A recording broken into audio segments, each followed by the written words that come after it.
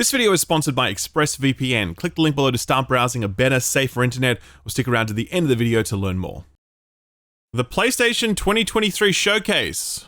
So, that just happened. Look, it's been pretty interesting to see the response to this one because like many showcases before it, I think it's a victim to the hype that we ourselves have created. It's not like Jim Ryan has been doing a media tour for the past 6 weeks hyping this thing up. It's not like the first-party studios have been dropping cryptic tweets or teaser trailers on YouTube hinting at massive earth-shattering announcements. Sony literally just announced the showcase a week ago, and then they pressed the play button this week. That was it. Any expectations we might have had about it were entirely our own. But we did have expectations, and I think it was kind of fair too. This was the first major PlayStation showcase since 2021, as 2022 only had those smaller states of play. We know that Sony have a bunch of studios working on big hitters that we haven't seen yet, stuff like Naughty Dog's multiplayer game, Ghost of Tsushima 2, whatever's next out of Bend Studios, Housemarque, or more. Obviously, we weren't expecting to see stuff from the likes of Sony Santa Monica or Guerrilla Games, as they've just released stuff last year. But the other first-party studios, yeah, we expected to see what they got cooking, and we certainly did not, or if we did see anything, it was kind of just a cinematic teaser rather than actual gameplay. For that reason, a lot of people are quite disappointed with this showcase, and I get it. It definitely didn't have the haymakers that would silence the critics, and it certainly didn't set up for the next phase of the PS5 as was rumored. But when I personally think about these sorts of showcases, I try to ignore all of the meta commentary stuff and ask myself one simple question: how many of the games shown here today would I want to actually play? And by my count, there were over 20 games that I would personally want to play. That's a lot of games, man. Like, we each of us probably only play 20 to 30 games a year if we're lucky, depending on which they are. Sure, a lot of those titles are third-party, available on other platforms as well, but I don't really think that matters. If you own a PS5, you are going to be able to play all of the games shown, so the fact that people who own an Xbox or a PC can also play them doesn't really make a difference. So that's the bottom line for me, and that's why I think it was a pretty good showcase. But then there are actually some really interesting threads to be pulled from this about Sony's strategy over the medium term. I mean, we saw PSVR 2 stuff, but not a lot of it, so I wonder how Sony are feeling about that piece of kit at this point. Speaking of hardware, we saw some actual new hardware. The weird remote play handheld is a real thing for some reason, and those earbuds also exist, which make a lot more sense. More important than anything else though, we saw Sony's opening salvo into the world of live service, with the announcement of 3 or potentially 4 new live service titles, all of which will come to PC and PS5 at the same time.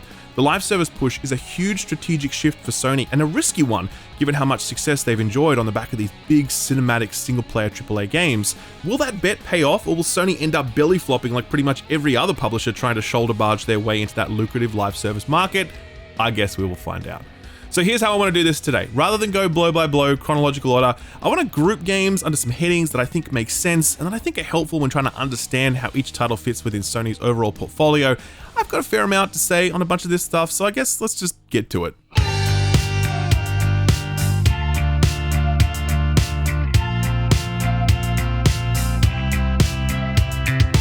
A few years ago, there was a Twitter thread that did the rounds calling Sony out for their perceived lack of support for indie titles. Since then, Sony has definitely made more of an effort to highlight indie titles and their states of play and other channels, and this 2023 showcase was no different. I know the chat kind of explodes with boredom when they see anything other than a AAA third-person action game or first-person shooter, but I really like this stuff, and I think it says something that Sony are willing to put it up in lights in front of millions of people. It doesn't hurt that some of it looks absolutely incredible. I mean, take a look at this.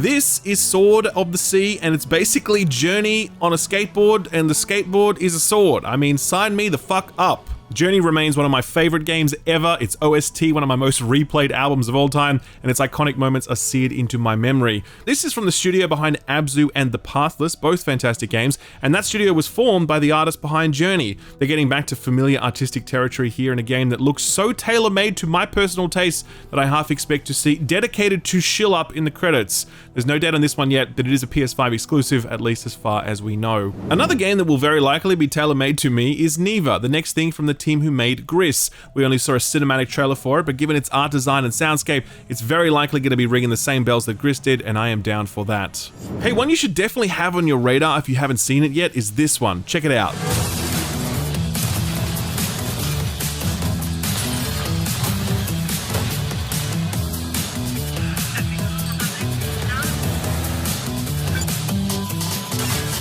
So this is Teardown. It's actually kind of a big deal. It released last year into 1.0 and went on to become the 7th highest rated game on all of Steam for 2022. It was so excellent and so successful that Embracer Group ended up purchasing the studio who made it, and they're actually putting big money behind the team because they have a lot of faith in the technology they've built. Outside of all of that, it's just a really good time and the perfect sandbox for emergent fun. Think Tears of the Kingdom, but instead of building shit, you're blowing it up. This next title came out of absolutely nowhere and looks pretty damn interesting. It's called Towers of AGHASBA, and it looks a little something like this.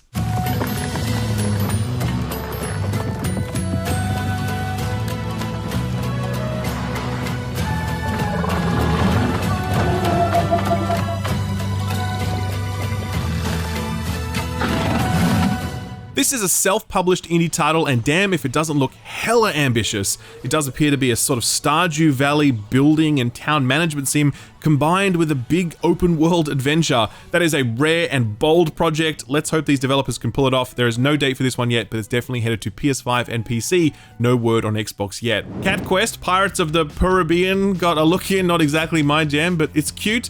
Good for the cat people while they wait for Stray 2, I guess. Revenant Hill, that trailer doesn't give much away, but it's yet another cat game. Man, Stray really kicked something off, didn't it? We got a deeper look at the plucky Squire, that charming Zelda-like if the legend was recounted in storybook format, and I think ULTROS looked particularly rad, like a psychedelic Dead Cells. Hell yeah, man, sign me up. That's arriving 2024 for PS5 and PC, no word on Xbox yet. So that was the indie block, and I gotta say, that was really impressive. I would have been very proud to have listed any of those games and might put this on your radar block, and it's just great to see Sony using a platform like their showcase to put these games on people's radars. I know we all tune in for the Horizon Zero Dawn 3s and the Uncharted 5s and the Killzone reboots, right? Everyone wants a Killzone reboot, but the best innovation this industry has to offer is often at the indie level, and I think we saw some perfect examples of that here in this showcase.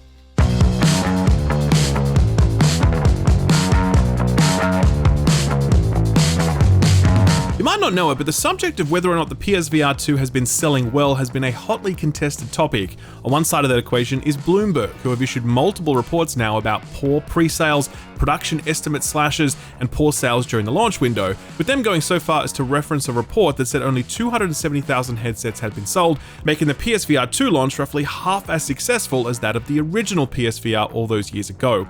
Well, this week, Sony issued official sales numbers and revealed that the PSVR 2 has sold through nearly 600,000 units, not only revealing Bloomberg's reporting to be inaccurate, but also revealing that the PSVR 2 is doing just about the same or slightly better than the PSVR 1 was doing during its launch window. That's all the more encouraging given that the PSVR 2 was only available directly from Sony up to this point, and it's only been in the last few weeks that retailers have got their hands on units. Still, decent sales numbers aside, it's always hard to get a read on just how committed Sony is to this hardware platform, and I don't think we got any more certainty out of this showcase. There were a total of 6 PSVR 2 announcements. One of them was for Beat Saber, which obviously is great, but it's been out for years and it's now the highest selling VR app of all time. The Queen Music Pack is a nice addition though, love that. We also saw the reveal of Arizona Sunshine 2, the sequel to one of the most popular and successful VR shooters. Five Nights at Freddy's Help Wanted is getting a sequel in the form of Help Wanted 2 that appears to be a PSVR 2 exclusive, at least for the moment. We saw CROSSFIRE Sierra Squad, another one of those military-style VR experiences. I don't know, didn't look too crash-hot to me. We're gonna have first proper look at Resident Evil 4's VR mode. Here it comes in all its chainsaw parrying glory.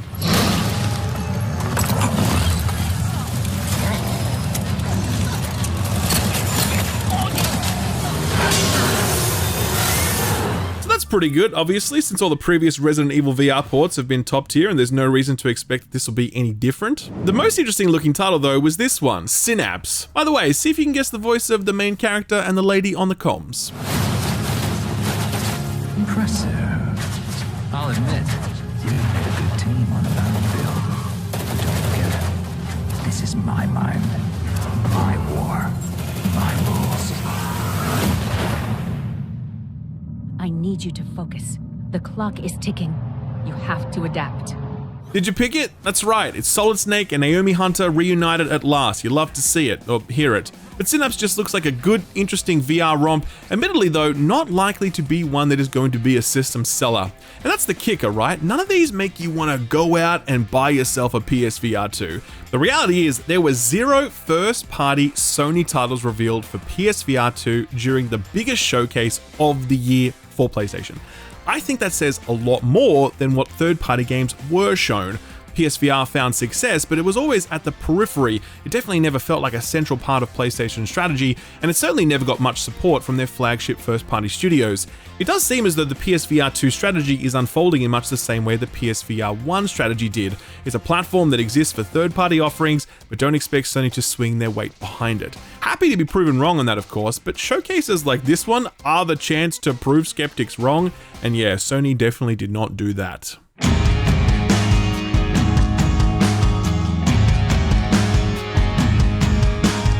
The bulk of the showcase was third-party offerings, many of which will end up being multi-platform. Street Fighter is an example. That's out very soon, by the way. Final Fantasy 16 continues to look incredible. That's a PS5 exclusive hitting at the end of June, but will eventually end up on the PC later on. Probably not Xbox, because Square Enix basically hates Xbox, or at the very least, doesn't give a shit about it. Tower of Fantasy is another one of those gacha games. It's already out on PC, but it's coming to PS5 now, something to tide you over until Honkai Star Rail arrives on PS5 at a later date. GRANBLUE Fantasy Relink was revealed. That's getting a simultaneous worldwide release sometime in 2023. The Talos Principle 2 also made its debut here, and it's arriving sometime in 2023. Seems to have had a significant production glow up since then, so one to keep an eye on.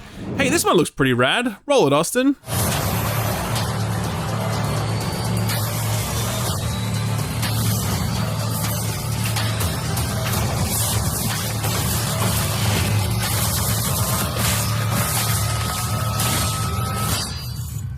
Ghost Runner kind of took the world by storm when it launched back in 2020, a simple but beautifully handling parkour action game hybrid that delivered us all the wall-running thrills that Mirror's Edge 2 never will. The sequel looks to be more of the same, but with a motorcycle, and that is pretty sick. Most surprising of all, it actually hits sometime this year, a very quick turnaround given the first title launched back in 2020. Immortals of Avium, man, this one could go either way, couldn't it? I mean, first of all, take a look at some gameplay.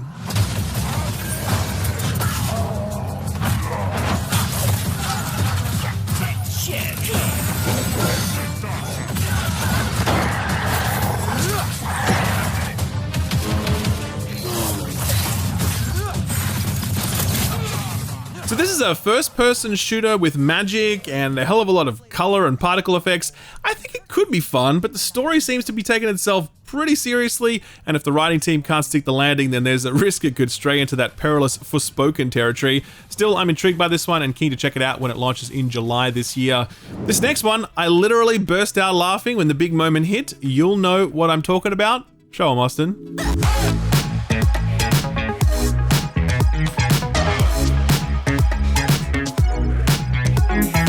Square Enix literally said, "We have Splatoon at home." It was genuinely belly laugh-inducing to see how much of a copy this is of Nintendo's wildly successful, low-stakes, third-person competitive shooter Splatoon.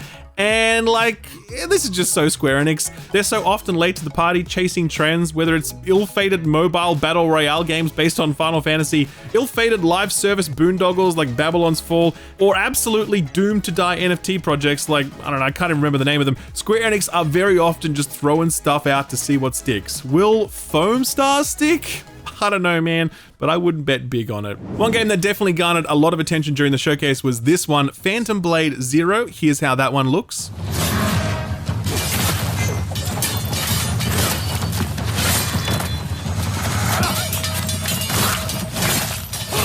Only a dead person can keep a secret.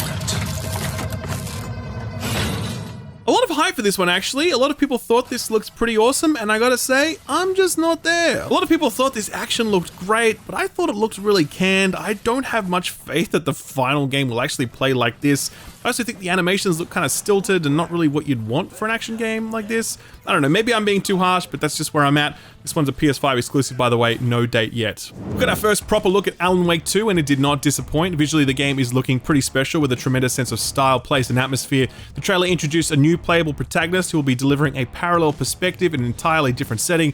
We saw Sam Lake's beautiful face looking absolutely magnificent. When interviewed about the game, he said that this was Remedy at their most ambitious and most out there, which is a hell of a thing to say given that studio's track record. They announced a release date, October 17th. Also just announced, Alan Wake 2 will be at the Summer Games Fest and select press will be able to go hands-on with it. I think that includes myself, but I'll let you know. We also got our first look at Dragon's Dogma 2. Sadly, as I have not played the first, I don't have much to say about this, but people seem very excited, and given how consistently excellent Capcom's recent slate of releases have been, there's every reason to be optimistic about this one as well. After what feels like years, we finally got our first look at actual gameplay for Assassin's Creed Mirage. Take a look.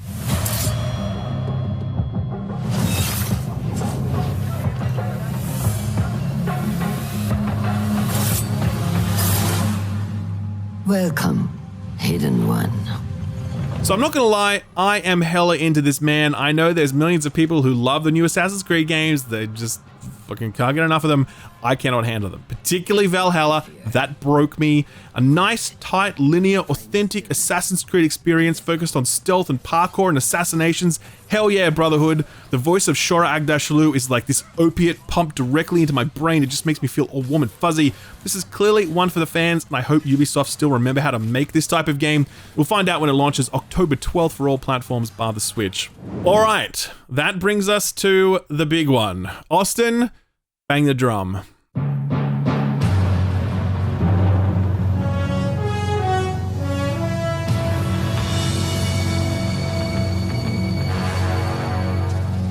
The Metal Gear Solid 3 remake is real, only it's not called Metal Gear Solid 3, it's called Metal Gear Solid Triangle. I mean, Metal Gear Solid Delta. Try putting that into a search engine when you live anywhere but Greece. Alright, look, I'm gonna keep it 100 with you. I have absolutely zero faith in Konami to do anything right, and the fact that they are remaking one of the greatest games ever made from one of the greatest video game series of all time, and they're doing it without the assistance of its creator, Hideo Kojima, none of that makes me excited for what this might end up becoming.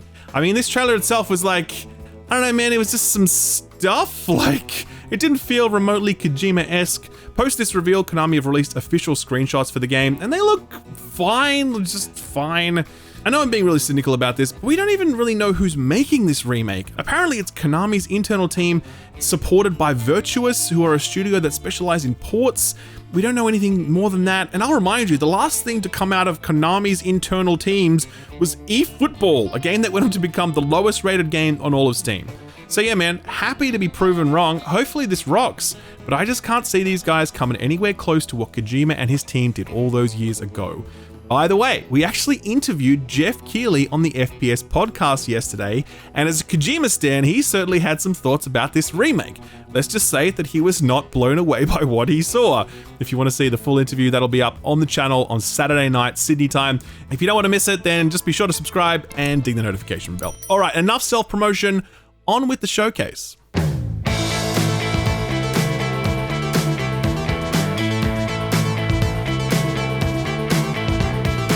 So as we head into this next block, there's a very important piece of information you should keep in mind, and that's the fact that Sony have said that they do not plan to ship new releases to console and PC at the same time unless those titles are live services. That's important because the next 4 games we're about to discuss are all newly announced first-party PlayStation titles that will launch on PS5 and PC, meaning that there's every chance that all 4 of them are live services. That's pretty clear for something like Fair Games. It's the debut title from Haven, the studio set up by veteran Jade Raymond after her time with both Ubisoft and Google Stadia. Fair Games looks to be basically Payday. I mean, that's a guess, obviously, we don't know for sure, but it's a pretty safe bet given what we saw in this cinematic reveal trailer. If it is a Payday game, I think that's a pretty smart play. There aren't many of those sorts of games, and Starbreeze Studios are a pretty rocky affair at the best of times. If Haven can stand this one up and support it right, there's every chance it'll find an audience, and yeah, you could totally imagine this being free to play, supported by microtransactions, folding neatly into whatever live service plans Sony might have. Next up is CONCORD. Now, we don't know shit about this, to be honest, other than it's from Firewalk Studios. It's a PvP multiplayer first-person shooter, and it's launching in 2024. Again, most multiplayer PvP games are free to play these days. This one's coming to PS5 and PC. Clearly, another live service for Sony's portfolio. This next one is less clear. Helldivers from Arrowhead Games was a much-loved twin-stick shooter published by PlayStation. The sequel is very different because now it is third person. Take a look. Experience true freedom. Requesting air support. The freedom to travel the galaxy and secure the resources we need to build a better tomorrow. So first of all, I think this looks really cool. I always like it when developers make the jump to new, more high production formats, not because I think those formats are inherently better, but because it clearly indicates that the title found success and now the developers are looking to leverage that into something bigger and better. Smaller studios growing, tackling bigger projects and reaching more players, love that. But is this going to be a live service? I don't know. I mean, it's coming to PS5 and PC, and Sony have said that they'll only do that for their live service titles. Did Arrowhead strike a bargain where they get a bigger budget in return for making a live service co-op shooter? I don't know. By the way, that wouldn't inherently be a bad thing. I'm not against live services when they're done right. Point is, we just don't know with this one, but we'll likely find out soon enough as Helldivers is scheduled to drop sometime in 2023. Alright, look, I'm just going to play this next trailer in its entirety because the visual design is so incredible and the music is so fucking good that I just want everyone to see it and to hear it. Roll it, Austin.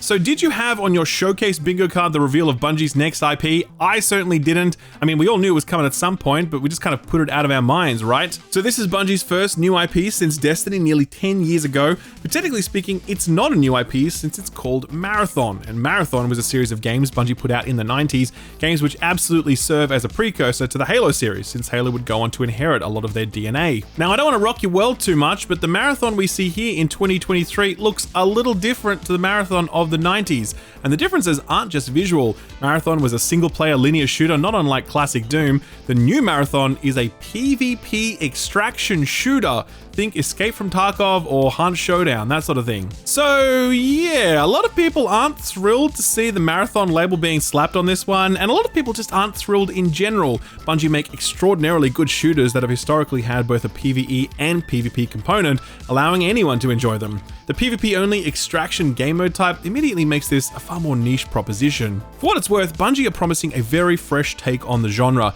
In a Vidoc that was released just hours after the game's reveal, Bungie talked about how the world you're dropping into will be persistent, how the actions of some will unlock new regions of the map and their exploits will be immortalized forever.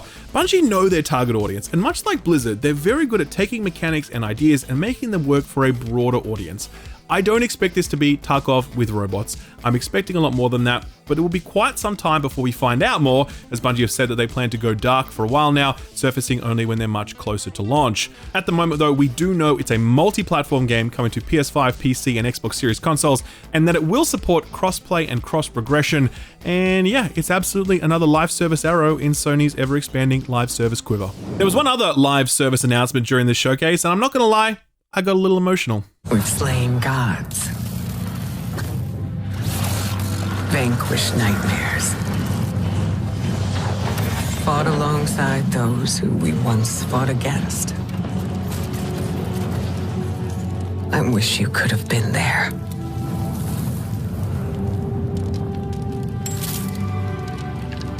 Yeah, me too, kiddo. But hey, I'm here now. Wherever the hell here is. The Cade 6 is back. For those of you unaware, Cade, voiced by Nathan Fillion, was the heart and soul of this franchise until he was killed off in the Forsaken expansion. We'd always hoped against hope that he might one day make a return, and here he is, just when we needed him most, because unable to join us in that journey to the final shape will be Commander Zavala, voiced by the late, great Lance Reddick. It really does mean something to have Cade back in the saddle for this last bit. A little bit of comfort for we Guardians missing Lance's commanding presence.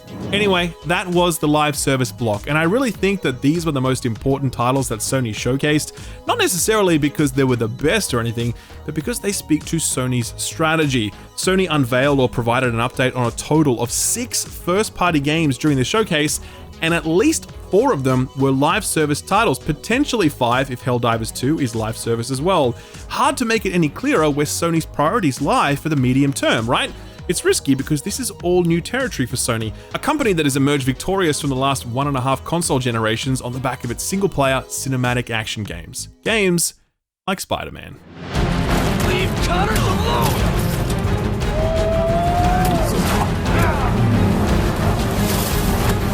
Look, I don't have too much to say about this. I will say that I appear to be more excited than most others, as this gameplay showcase met more than a few complaints that it looked too similar to the previous game. I mean, God of War Ragnarok looked kind of similar to the previous game, and that was extraordinary. Bottom line, Insomniac are absolute demons. I mean, you seriously want to bet against these people? I will take the other side of that bet gladly. Plus, I was actually super into the symbiote suit stuff. Hearing Yuri Lowenthal get kind of angry was cool, and you just know they're going to throw in an emo Parker meme at some point, so I'm ready for that. I think this looks amazing, I'm super pumped for it, and I will be absolutely stunned if it disappoints when it drops Northern Fall this year. Peter and Miles may stand side by side in this adventure, but Spider-Man 2 stands alone in this showcase as the only first-party single-player game that Sony showcased. Even me, one of the few 2023 showcase defenders, can agree that that is pretty disappointing. PlayStation Studios have a real magic touch when it comes to this stuff, and while we know they're working on cool things like Ghost of Tsushima 2 or Wolverine or Cory Barlog's next game out of Sony Santa Monica or whatever Naughty Dog's working on, it would have been nice to see some of that here. Let's focus on these unproven live service titles with nothing but flashy CG trailers to show for it, and more focus on the single player experiences that have carried PlayStation to these lofty heights. If you're feeling down about that, then don't worry, Sony's got the cure for what ails you. This thing, whatever the fuck it ends up being called. It's a PS5 controller that they cut in half and then they jammed a tablet in there. If you're wondering what it does, the answer is basically nothing. It's a remote play only device, allowing you to play your PS5 in a different part of the house. But if you want to use it outside of the house as a cloud streaming device, or heaven forbid, run games natively on it, then you are fresh out of luck. I think this product category is so weird, and I'm genuinely surprised that the rumors about it turned out to be true. It's the product equivalent of this could have been an email. Your existing phone or tablet can already do this if you buy a simple controller adapter for it. I just don't know why Sony have spun this up, but hey, maybe there's some extra functionality we haven't heard about yet. No word on release, but it is coming sometime this year. Oh, and there's some earbuds as well, but that's neither here nor there. They look nice and they have a cool case. I'm into it. So that's the showcase, and like I said at the top, it was absent the haymaker that would really capture headlines or impact the overall narrative around the PS5. But I think it's important to recognize that Sony don't really need that narrative to change all that much at the moment. We're now 3 years into the PS5's life cycle, and there could be no doubt that PlayStation is winning. It's winning in console sales, it's winning in mindshare, and crucially, people have far more faith in Sony's first-party lineup than they do in Xbox's. That isn't console warrior bullshit, by the way, that's just a fact. You heard it from Phil Spencer himself when he appeared on the Kinda Funny podcast, and where he acknowledged that Xbox are in last place, and with no AAA exclusives last year and Redfall flopping as hard as it did this year, Xbox are in a tough spot. Sony are not, but they do risk putting themselves in a tough spot if this live service push doesn't land for them. People buy PlayStation games for their excellent first-party single-player titles. They don't buy them for multiplayer games full of microtransactions. But games like that are going to become an increasingly central part of Sony's strategy, and this showcase was the first public commitment to that goal outside of an earnings call setting. Can Sony find a balance between these big single-player epics and these lucrative live services? That will be the challenge central to Jim Ryan's tenure as head of PlayStation. He's shown us his vision of the future here. The question is, are PlayStation fans up for it? Guys, that is all I got for you today. I hope you enjoyed this special bumper edition of This Week in Video Games. If you did, please like the video, share it far and wide, and also hit the subscribe button, ding the notification bell. Just a reminder that tomorrow, Saturday, 10 AM Australian Eastern Standard Time, I will be going live on Twitch to raise money for cancer research. I hope you'll stop by and give generously. And tomorrow, we've got the podcast going up on the channel with special guest Jeff Keighley talking about the death of E3, his thoughts on the MGS3 remake, and what's in store for us at the Summer Games Fest. Thank you again for tuning in, everyone. I will see you very soon. What if I told you that you're getting only a fraction of the value that you could be getting out of your streaming services like Netflix, Disney Plus, or Amazon Prime? No, I'm not talking about the fact that you barely watch them just by paying for them every month. I'm talking about the fact that across these services, huge amounts of content are geo-blocked, meaning that if you live in Australia, for example, then you can't access a huge number of TV shows and movies that people in places like America or the UK can access. It's like going to KFC in Australia. We don't have the double down here. It's very sad. Enter ExpressVPN. ExpressVPN effectively tricks the host servers into thinking you're somewhere else. So me being in, say, the US can appear as though I'm using the internet in Canada, allowing me to access all of that geo-blocked content to my heart's content. Logging into those streaming services when you have a VPN active is genuinely a very eye-opening experience. That's not all VPNs are good for, though. Online security is a new vital frontier. We can't be cavalier about our passwords, our credit card data, our personal information. ExpressVPN encrypts all of your online data, making it significantly harder for it to be intercepted by people looking to nab your passwords or other personal data. If you want to remain more anonymous when browsing online, then a VPN is a must. That's a big risk if you ever use any public Wi-Fi networks like a library or a school or a cafe. Those sorts of connections leave you particularly vulnerable, and ExpressVPN keeps you safe. ExpressVPN is easy to install and use, plus you can use it on a variety of devices. To check it out, go to expressvpn.com/skillup, and if you sign up from that landing page, you can get an extra 3 months of ExpressVPN free. Thanks ExpressVPN for sponsoring the video, and thank you for watching it.